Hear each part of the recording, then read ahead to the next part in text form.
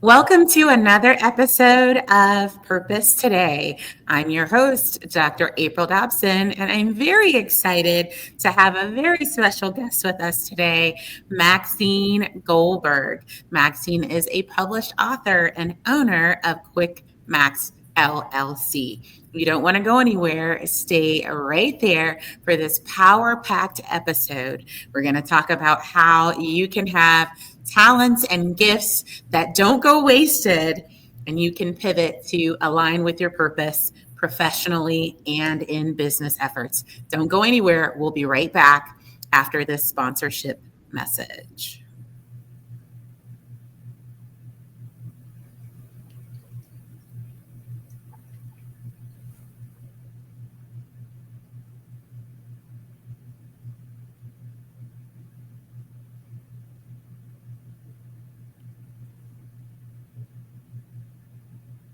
This episode of Purpose Today with Dr. April Dobson, Maximizing Gifts and Talents in Purpose, Graceful Pivots, is brought to you by Purpose Today Global in partnership with the Purpose Professionals community. The Purpose Professionals community has moved. To visit the new community, view the link in the chat.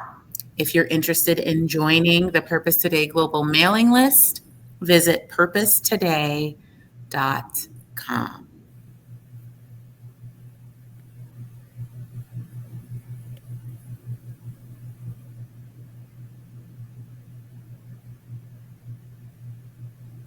Welcome back to Purpose Today. I am so very excited to have Maxine Goldberg here on the show. Welcome to Purpose Today, Maxine. Thank you so much. I'm so grateful for you inviting me. Thank you so much for having me. You're very welcome. And I want us to get started. I know I shared just a little bit about you as we kicked off today, but I know there may be viewers who are wondering about you, wondering about your family. So can you share a little bit about yourself with our viewers? I'd be happy to. I'm originally from New York City, born and raised, born in Manhattan, raised in the Bronx. They say that when I get upset, sometimes my New York accent comes out, so I start talking like this. But I graduated high school there, and then afterwards, I actually lived overseas for 8 years in the Philippines as a missionary. And then during that time, that is when I went to university and studied business administration, got married, had my 2 wonderful boys out there, and then served as the vice president for administration and finance with my now ex-husband's company, and then came back to the United States in December of 1994. And my 2 boys are now 35 and 33. They're both married. They've blessed me with 5 incredible grandchildren who I love to spend time with. Professionally, I am an accounting manager for a large firm here in Omaha that has national presence, but I'm also the owner of Maxx LLC, and my business helps other business owners to understand their financial, their finances, understanding their bookkeeping, accounting, everything when it comes to their business and just being able to read their finances. I also do QuickBooks training, and I also do business analysis and consulting.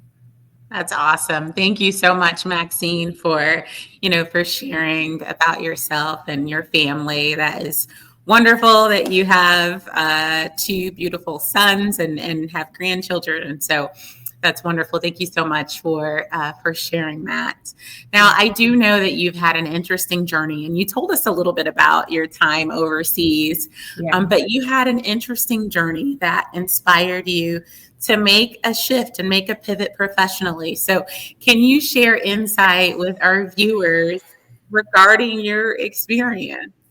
Yeah, so about 5 years ago, that's where I'm going to start because the journey is very long and we only have a limited amount of time. But about 5 years ago, if I can share a quick story, I was reminded of two aunties that I was told about who died in the Holocaust. I come from a Jewish family, and these two aunties perished in the gas chambers.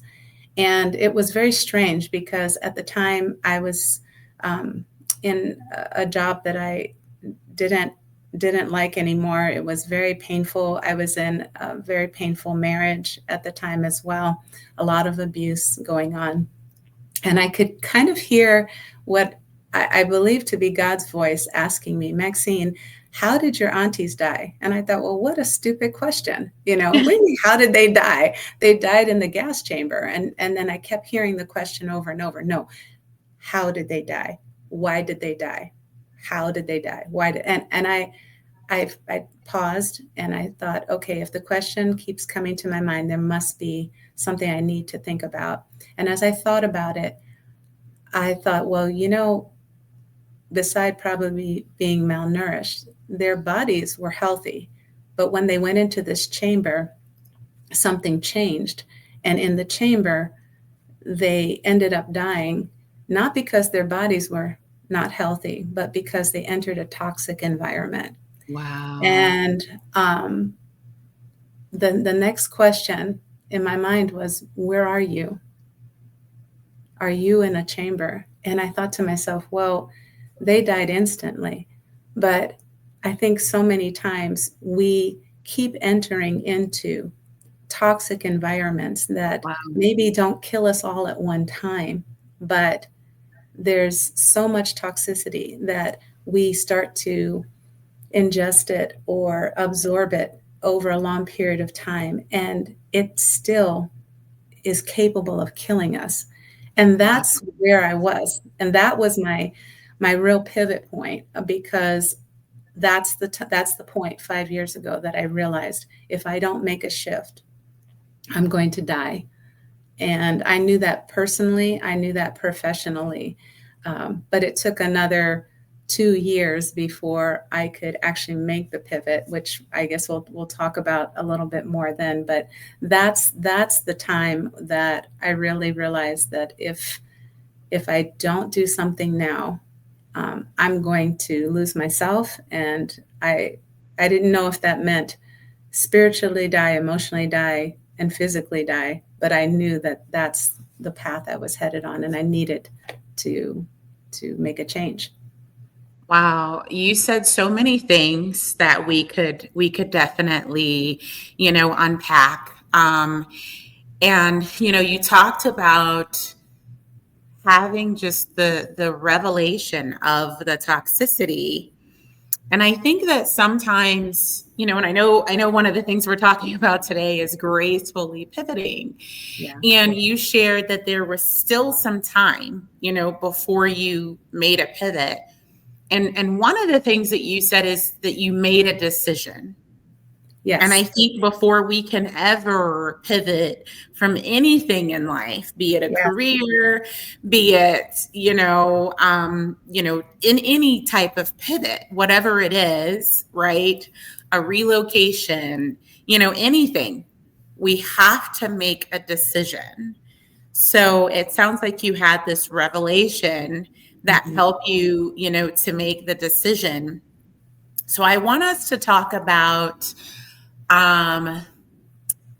what happened between the decision and getting to the pivot. Did you have any challenges that you faced? What helped you to actually start moving from the decision to where you ultimately needed to transition from the toxicity into, what was the right career move for you at that time? Yes, that's a great question. I think sometimes we become very comfortable in pain. We become comfortable in chaos. And I've realized not only that a pivot was needed, but that I had to take an analysis and an assessment of what was really going on and not be afraid to look in the mirror of my own circumstances. And, the big difference between the facts of a matter and the truth of the matter. I had Right. to look at the truth of what was going on and say, is this healthy? Is this portion of my life healthy? Yes, no. And then make those decisions. I had more than one decision to make. That first decision led to other types of decisions. So I started to look at different areas of my life and started to be honest with myself, which I think is sometimes difficult. I think we can see things in other people a lot of times, but then we don't necessarily want to see them in ourselves. And I started to look at the different areas of my life and say, okay, I need to not be so fearful. How do I pivot from this? Each area, each thing I was suffering with imposter syndrome, right? And so, but I was suffering from other things as well. I really had a hard time seeing myself right. So some of the steps that I took in those 2 years were I became an author actually that very same year because I dove deep into trying to figure out who I was, what it is that I was supposed to do. What was the original intent and design? I feel like with anything, if we can understand what the original design is, right? Yes. Then we'll understand what the purpose is. So for me personally, going back to Genesis, going back to, how did God, what was the original plan before everything, kind of got messed up, right? And Right. diving into that whole idea of who we were supposed to be and getting that identity from my creator. I think that was extremely important, and realizing the way he saw me, the way I was created, and that I needed to start seeing myself that way. And so Yes. that was my first aha, right? Like, oh, I was created in the image of a creator. That must mean I have creative powers too, right? Yes. And then realizing that if there is an enemy in the world, then he's not trying to make me bad. He's trying to make me feel powerless. If the enemy can make me feel as though I have no power, then he doesn't need to do anything else, right? Because I won't live out my purpose. And so finding out who I was, also going through a whole few months of understanding how to be grateful, being grateful for everything, even the awful things that I had to go through, because through those things I would never have become the person that I am today. I would never have been so resilient, right? Right. So being grateful. The third thing was forgiveness, right? Learning how to forgive myself for the bad choices maybe that I made that created some of the circumstances I was in, but also forgiving others, and Right. I'm not talking about, allowing them or saying that what they did was correct, right? Uh, Right.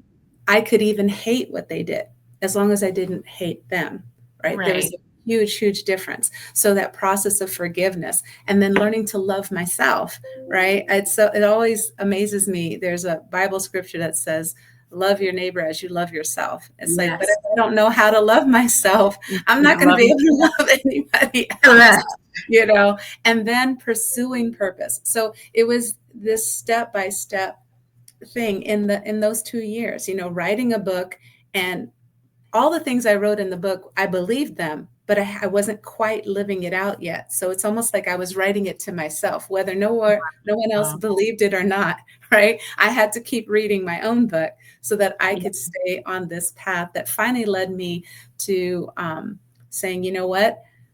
This is time to pivot. And I will say, Dr. Dobson, you were a huge, huge part of that, because you were one of the few people that saw me beyond what I could see for myself. You could see things in me that I didn't even believe about myself yet. And you were able to pull those things out of me, plus give me the tools that I needed and the suggestions and the push. Right? And I don't mean push as in pushy, right? But Right. the push that I needed to be able to say, yes, I can do these things. And you were just such a huge blessing to me at the time, because some of the assignments that you gave me, I thought to myself, how in the world? I don't know. And it's so funny because I look back now and I think, of course I could do this. But at the time, that whole imposter syndrome, I could not see myself right. So I'm very grateful to you for stepping in, for being willing to take the time. You were so patient, you were so gracious, and giving me the tools that I needed to be able to do that. And between you and a business coach that I had at the time, my therapist, and the grace of God, I was able to make some really big decisions about my career to get out of an extremely abusive, toxic business setting, and walked into this amazing company that actually treated me with the worth that I finally realized that I had. So That's awesome. it was amazing. Yeah, it was crazy because it was one confirmation after the other, and I'm just very, very grateful for the journey. Well, you said a lot of things that we have to unpack more. And one of the first things that you said that I want us to unpack is going back to Genesis, right? And seeing how we were created. And we were created in the image and likeness of God. We all were, right? Yes. And so being able to see and know who we are, know our true identity, know our purpose. There's another scripture that says, many are the plans in a man's heart, but it's the Lord's purpose that will prevail. And sometimes we're trying to do something or be someone who doesn't align with who we truly are. So if you could give one tip to someone who's one or two or a few tips to people who may be dealing with imposter syndrome, where do they start? What are some of the things that they need to do to get back to who they were truly created to be? Yeah. Well, one would be to definitely start reading, right? Genesis 1, to understand who we are. And there are books, even, Dr. Martin Williams has some books, Dr. Miles Monroe has some books and there are YouTube channels as well that talk about, the original design of who we are. So that's always a great thing. But at the same time, while you're reading about what the original plan was, what the original intent was of our creation, start asking yourself questions like, when I was little, like, who did I dream of being? What were the dreams that I had when I was a little girl? And when now as an adult, some of the things I would ask myself was, what makes me angry?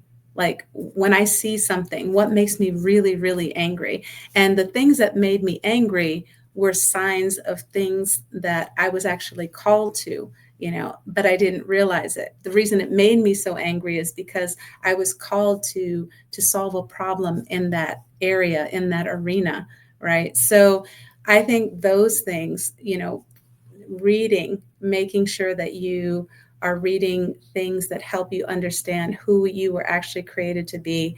And then again, what I mentioned earlier, finding ways to be grateful. And in the book that I wrote, I have like little workbook in the back that has these little gratitude section, where you can talk about and reflect on all the things that you can be grateful for. Find the areas in your life where there's unforgiveness, right? And those are just some of the beginning steps of, getting to a point where you realize that you are way more than what you thought you were. And one other thing, imposter syndrome, it's really important that you surround yourself with people who are not just in your circle, but in your corner. You have to do an assessment of who you're exposing yourself to. And the people I was exposing myself to a lot of them were not people who were in my corner. They were in my circle, but they were part of the people who were instilling beliefs in me that were not true. Oh, you're stupid, you're ugly, you're never going to amount to anything. And I'm talking about even my spouse. I mean, that's hard when you come home to someone who's telling you these things, and you know, this is supposed to be the person that is doing the opposite, right? Is supposed to be your other half, or your encourager, and they're telling you things that are lies really about yourself. That's really difficult. So making sure that you do an assessment of the people that you're exposing yourself to, and realizing that it matters. You know, when they are making these comments, what are you absorbing? So very important. Thank you. Thank you for sharing those things. You know, I feel like we have so much to unpack, but one of the things that I want to do, because you talked about being able to make a transition. And so after that transition, can you tell us a little bit about um, the after, right? Because we got a lot of insight on the before. Can you Right. just give us a lot of insight on the after and what that looked like? Yeah. So after everything changed. It's almost like you have a new prescription for your glasses, right? You go into the eye doctor, and all of a sudden your vision is completely different. They give you a new prescription, and then everything you see is completely clear. And I think that's what it felt like for me. Everything I looked at in my life became clear, and there was a joy to that. There was a peace to that. I saw peace settling, you know, as I made very difficult decisions, even in my circles, you know, having to cut certain things off, and I won't say cut people off, but create boundaries, healthy boundaries with people. As I started doing these things in my life, because I could see more clearly, right? Then peace started to settle. It started to settle in my personal relationships. It started to settle in my home. It started to settle in how I did my business, in my full-time job, even how I related to my children and my grandchildren. Like, there was a shift in perspective, and a shift in clarity. And so even my decision-making process felt clearer. It wasn't cluttered. You know, my home was no longer cluttered. My mind was no longer cluttered. And there wasn't that voice that just kept pulling me back to say, you're not worthy, you're not smart. You know, all of those things had really disappeared. And I saw myself for the person that God made me to be. That's great. Now, I know you talked about being at a new company after you made the pivot. Yes. What was different about your new role at the new company? And was the role that you accepted what you were envisioning, or was there something that was different about what you were envisioning in the pivot? Well, it was funny because when I first applied for this role, I kept thinking, there's no way they're going to hire me. I remember talking to you about that. And it was so funny because, you know, between your encouragement, and I actually had some friends who were CPAs, and they were like, Maxine, you got this. You know more than you think you know. And I just kept thinking, goodness. And I went through all of the interviews, passed the interviews, but then they had this test. There was an actual timed test. And I don't know about you, but I hate timed tests. I hate them. And there were two parts. There was like a bookkeeping part and an accounting part.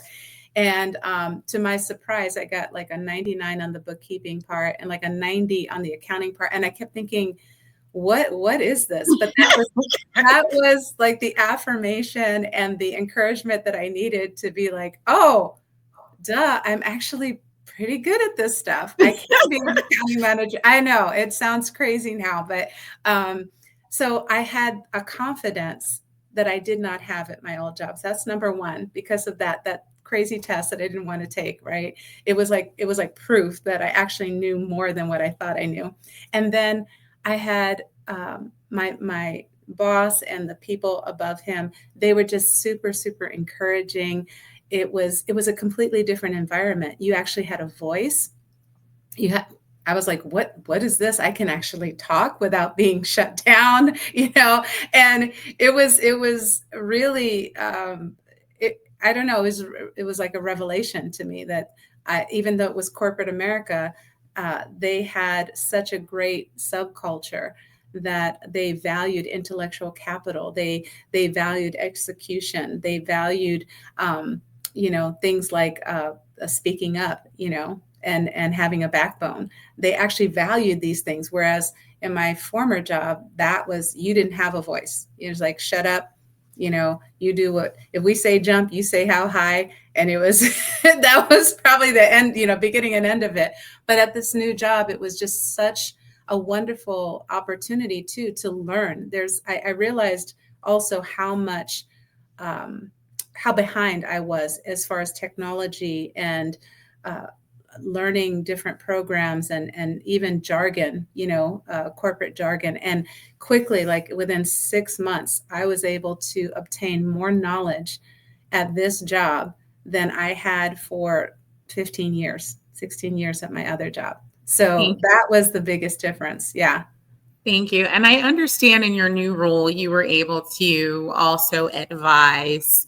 I know you had a lot of, leadership responsibilities, but you also were advising executives and senior leaders in the new opportunity. And I'm only asking about this because as we were going through the coaching, you had shared, these are the types of things that I'd like to be doing. And we talked about some things. So can you just share? You're pulling this out of me.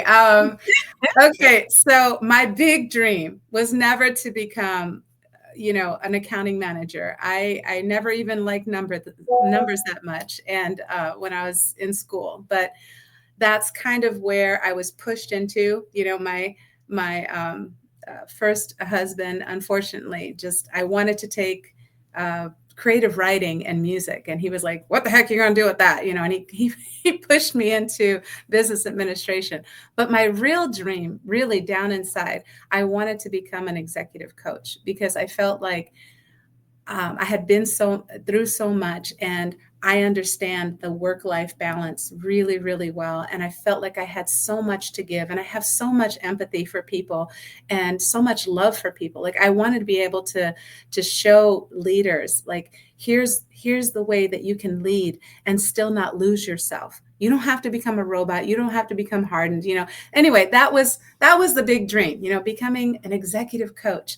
And yet every opportunity that God was opening up was in this financial role, like, accounting manager, finance, this, that. And I got frustrated. And even after I got this job, even though I was happy, I was frustrated. I remember going to God, I think it was the summer of 2022. And I was like, why do you keep giving me these roles? I want to be an executive coach. And he said, Maxine, who are you talking to every day? And I'm like, well, the CFO, the brand presidents. And, I kind of went on and on. He was like, yeah. And in your business, who do you talk to every day? I said, well, the business owners. And he was like, and and he said, you are an executive coach, but you don't have the title. You don't need the title because sometimes executives get intimidated, right? And if you call yourself an executive coach, somebody might say, well, I don't need an executive coach. I don't need but if you're just talking to the accounting manager, you're just talking to the bookkeeping QuickBooks trainer, right? It's almost like a safe title. And you start talking, and then one thing leads to another, and we talk about business principles. We start talking about business strategies, and all of a sudden there's a relationship between that and maybe something you did over the weekend. And, and like all of a sudden we start talking about things that are maybe personal attributes or things that need to change here. Maybe there's a mindset that they have that's not healthy, a heart posture that's not healthy. And you're able to slowly kind of, pull that out and help them to realize that there's a similarity here. Like, Yeah. because this is happening, then this has happened in your business life. And I've had executives crying at my desk and not even understanding why, like, oh, why am I crying? And it's because, I feel like God has given me a gift to be able to create a safe space for people to not only be financially naked, if you will, in front of me, but to be emotionally vulnerable. And there's just no judgment there, because we all have those moments. And I don't care if you're the president of a large corporation, or if you're an employee for a small business. I mean, the one thing that's the same in all of us is that we have these areas of our lives that cross over into each other. And you can never tell me that what is happening in your heart and mind does not translate to what you're doing in your business and in your job. It just there's always a connection. And we find out that connection, right? And find out, oh, if I seek help over here in my personal life, this actually is going to translate beautifully into my business life, and yeah. Right. So So, I want to highlight something that you said, and it's something that is so true that I keep trying to tell people. It's not about the title. no. And so, for people who are watching, I want you to just take out a paper and pen or something that you can take notes with if you already don't have something out, and write down that one thing that you've been dreaming about, the one thing that you've been desiring to do that you haven't done, because chances are that aligns with your purpose and what you should be doing. And it's not about the title. I've said it before, write down a list of tasks. And I know I had you do this and you were like, what? But write down a list of tasks you enjoy doing every day, even if you didn't get paid for it. And it's not saying that you should work without pay, but it's about finding out the things that truly, truly align with what you've been purposed to do. And with your desires. And with your desires. Yeah. And the desires that you just have abandoned. The things that you keep saying, oh, I'll do that later. It's not the right time. You give yourself these excuses, but you need to do it now. I love the story that you told in the beginning, Maxine, and it's unfortunate that there are so many people who had that, experience that your aunts had. But when we are in an environment that is toxic and we continue to be exposed to it, it's not good, mentally. It's not good physically. It's not even, good from a spiritual standpoint. Yeah. We're supposed to prosper and be in health even as our soul prospers. That's what we're supposed to be doing. And so writing down those things and then taking action, the action that you can take today to get you closer and move you to that. And sometimes it's not even going to another company. Sometimes within where you are, you can actually make a pivot. If you're a business owner who's doing something that doesn't align, there's things that you can change within your business, or there's pivots that you can make from a business standpoint. So thank you so much, Maxine, for that. I know that I feel like there is so much that we could talk about, and I'm sure, I'm going to have you to come back. But I want to pivot and talk about your book. You mentioned a little bit earlier about your book and how you even had space for people to write the things that they were grateful about and to show their gratitude. And I believe it's good for us to always, even in the moments that are not desirable, find things that we can be grateful for, to express our gratitude and express how we're thankful. So can you talk a little bit more about your book? Tell the audience the title of the book, what would benefit them by reading the book, and how they can find it if they want to purchase it. Sure. Yeah. Like I said, I wrote it 5 years ago. And by the way, I want to just say a quick comment. When I talked about gratitude, there's a scripture that says to be grateful in all things. That doesn't mean we have to be grateful for all things. Yes. Having gratitude in a circumstance doesn't mean, like, my sister is going through bone cancer right now. I'm not grateful for the bone cancer. Like, I'm not grateful for that. I'm grateful in all things. I'm not grateful for what she's going through. Same thing with myself. I'm not necessarily grateful for some of the things that I go through, but I'm grateful while I'm going through things. I still have an attitude of gratitude. So yes, thank you. My book is called Restore to Reign: From the Ruins of Our Story to the Throne of Our Rightful Power. So I have a copy here, and I did run two runs of this book that actually sold out. So I only have about 3 more copies physically, but on Amazon you can order this, and that they have unlimited, of course, copies that they can create for you. So this book it's just a small book that I wrote in 2020. It's under Maxine Dancer because that was my former name at the time. But it gives you the opportunity to discover some of the answers to those 5 questions about, where are you from? Where are you going? Who are you? What can you do? Why are you here? And it just has those first steps, if you will, for getting from the chaos and the ruins of what you're looking at right now in your life to restoration. And sometimes I think what happens is that we listen to inspirational speakers and we're like, oh, that sounds great. And then we go back home and it's like, wait, how do I do that now? Like, what's the step? So these are just very practical steps. It gives you step-by-step answers for how to get from chaos, right, to restoration. And yeah, just really a simple book. So I hope you enjoy it. Thank you, Maxine. And how do they order it? So they will have to order it through Amazon at this point, because as I said, I have not done a new run with my new name. I haven't done an update to the book at this point, so I don't have a new run for it on my website, but they can order it through Amazon.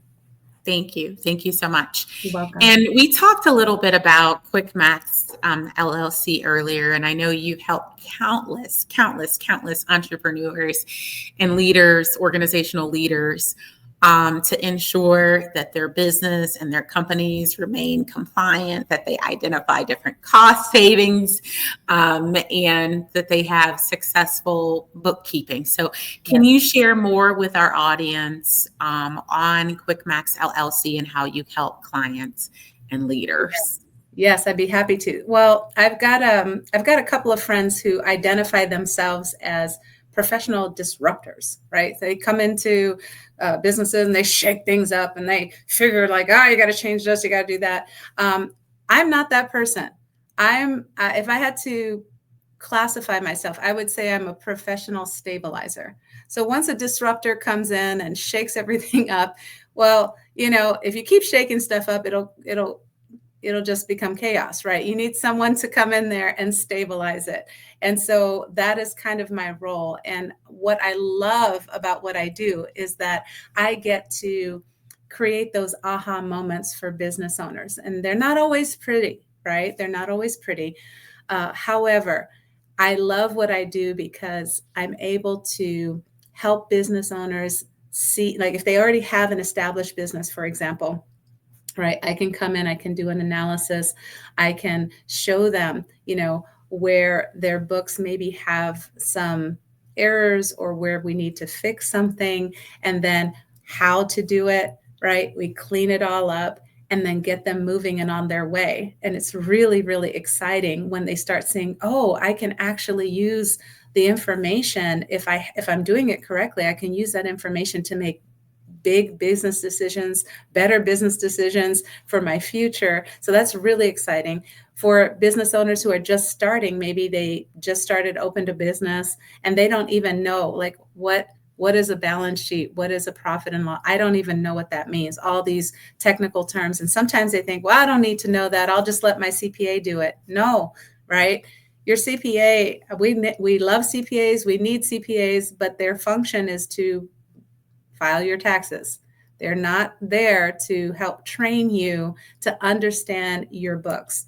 And if you are a business owner and you don't understand your books, I just did a little commercial for my business. And one of the things I said is that 85% of all failed businesses say that one of the reasons that their businesses failed is because they didn't understand, right, how to read their own finances. So for me, it's just equipping, empowering that business owner to be able to understand what their books actually mean, how to make sure that things are being done correctly. And like you said, in compliance with state, federal, with generally accepted accounting principles and all of the above. But then I make it fun for them.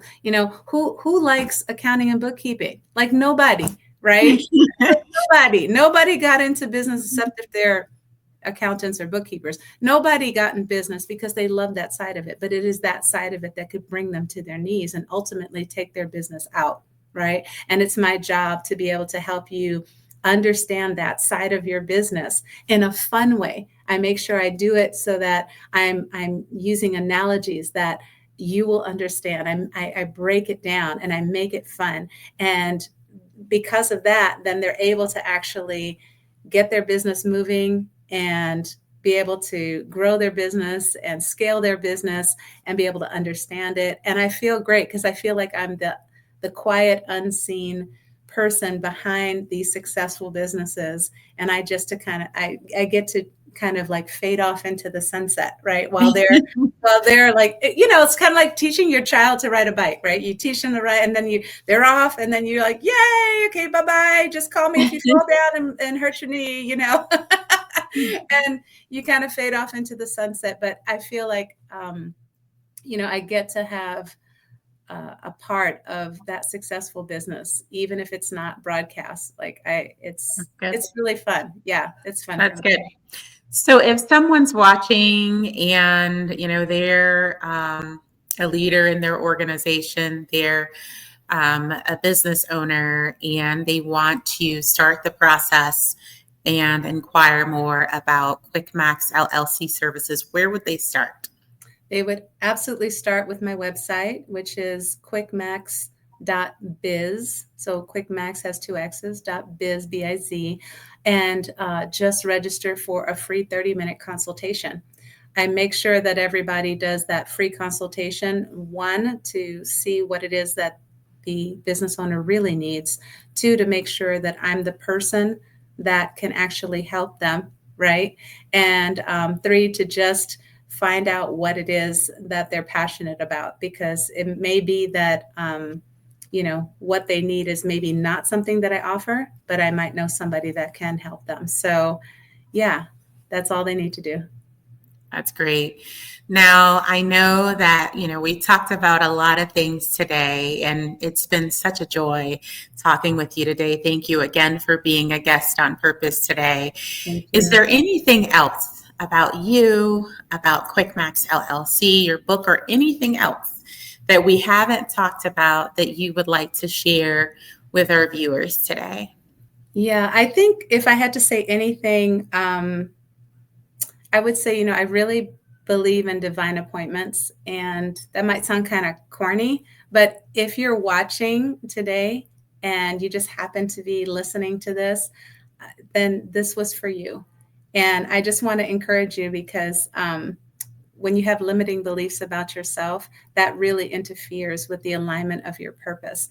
And so if you're listening to this today and you want to step out of the boat and walk on the water of your life's oceans, this is your sign. If you've been waiting for a sign, this was the sign. That's good. Thank you, Maxine. And if any of the viewers want to contact you or keep in touch, what's the best way for them to do so? Yes, certainly email Maxine at quickmaxx.biz. They can reach out via LinkedIn and send me a message that way. But yes, either way would be great. Fantastic. Well, thank you so much, Maxine. It's been such a joy to have you as a guest on Purpose today. I feel like there's so much more that we could talk about, but we do have to be mindful of the time. So thank you to all of the guests, for watching. If there was anyone who was engaging and you had a question and we didn't have an opportunity to answer it, please feel free to leave those questions in the comments. We'll do our best if we don't have an opportunity to answer it. Connect with Maxine, send her an email, reach out to her on LinkedIn, her website, email address, LinkedIn, that's on the screen again. So thank you to all the viewers for watching. Thank you for your engagement. Thank you again, Maxine, for being a guest on Purpose today with Dr. April Dobson. It's been such a pleasure to have you as a guest on Purpose today.